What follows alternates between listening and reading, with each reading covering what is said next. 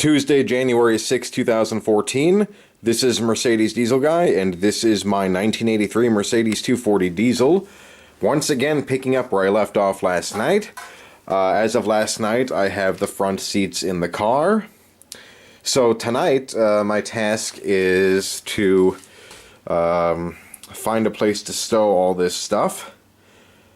Some of this stuff can actually go down to the basement in storage now.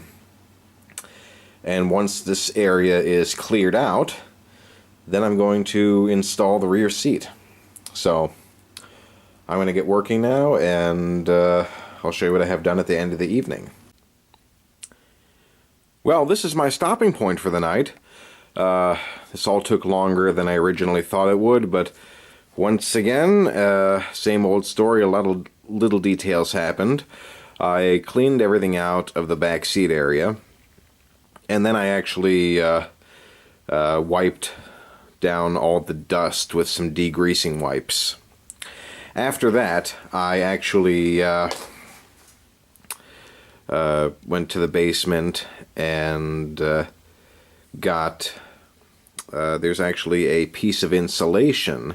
It's a factory piece that goes underneath the rear seat. After that, before I continued, I actually installed the rear stereo speakers. You can see one of them over there. And fired up the system, and I'm actually really happy with the sound system in this car. It's about the least important thing, but it made sense to get it all in while I had the interior apart. Nothing fancy, I mean, it's just a new head unit and 4 speakers. But certainly sounds pretty good. Also, you can see back here the first aid box.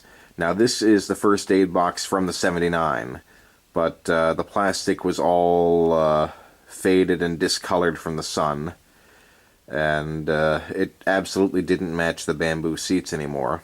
So I used Krylon Fusion plastic paint on that a few nights ago, and it turned out okay.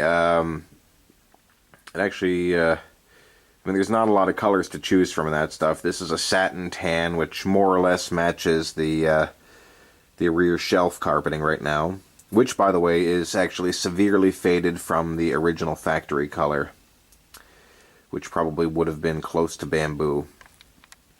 But anyhow, that's all in now, as is the rear seat.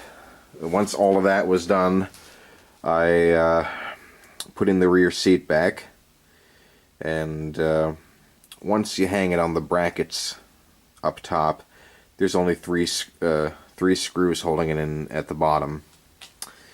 And then the seat bottom actually clips into place. There's no nuts and bolts and fasteners.